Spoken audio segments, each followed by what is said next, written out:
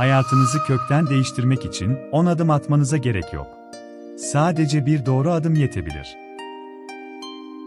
Daha azıyla daha çok başarmak mümkün mü? Hayatınızı değiştirecek bu sırrı keşfetmeye hazır mısınız? Şimdi size kendi hayatınızı nasıl sadeleştirip daha etkili hale getirebileceğinizi Pareto yasası ile adım adım açıklayalım.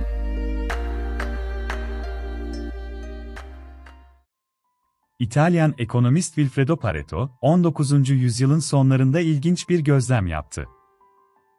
İtalya'daki servet dağılımını incelediğinde de bir oranla karşılaştı, nüfusun %20'si, ülkenin servetinin %80'ine sahipti. Benzer bir orana bezelyeler üzerinde de denemiş ve bu oran ortaya çıkmıştır. İşte bu basit gözlemler, günümüzde Pareto ilkesi veya 80-20 kural olarak bildiğimiz güçlü bir prensibin doğuşuydu.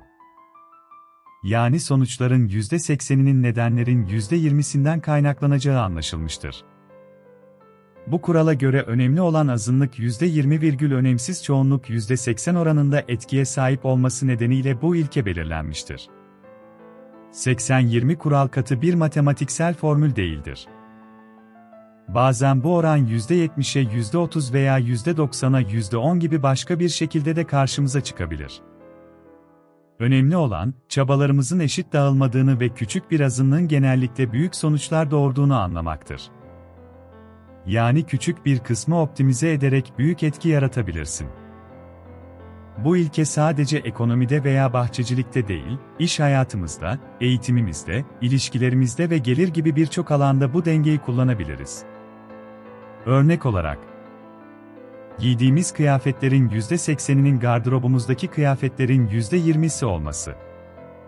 Satışların %80'inin müşterilerin %20'sinden gelmesi.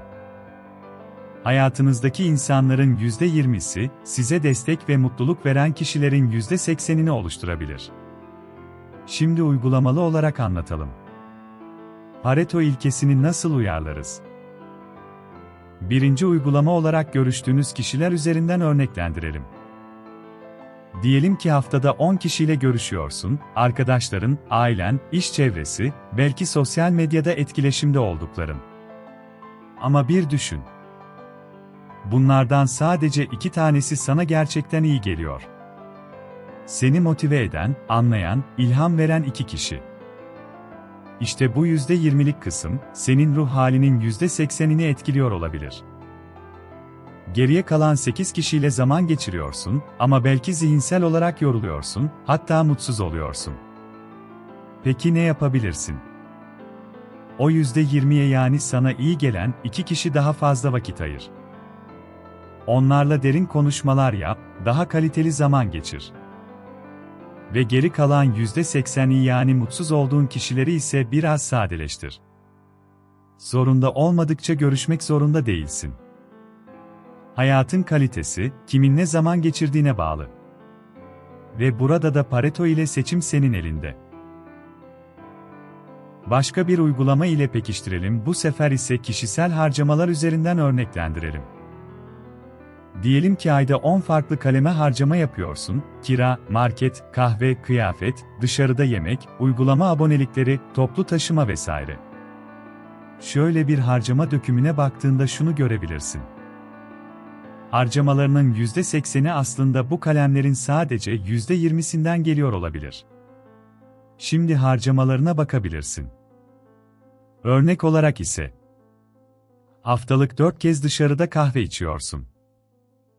Neredeyse farkında olmadan 3-4 farklı uygulamaya üyelik ödüyorsun.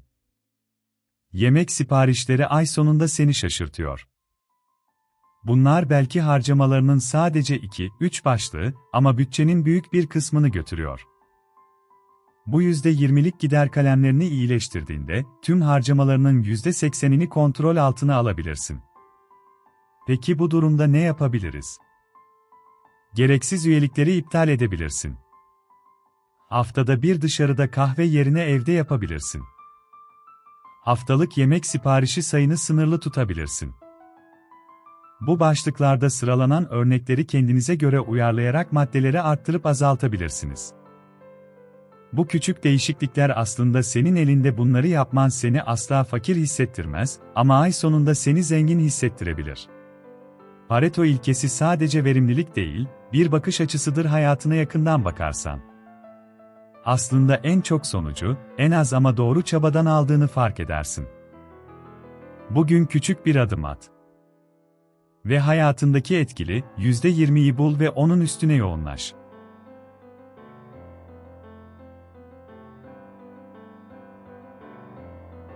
Sosyal Bilim Okulu. Düşün, sorgula ve keşfet.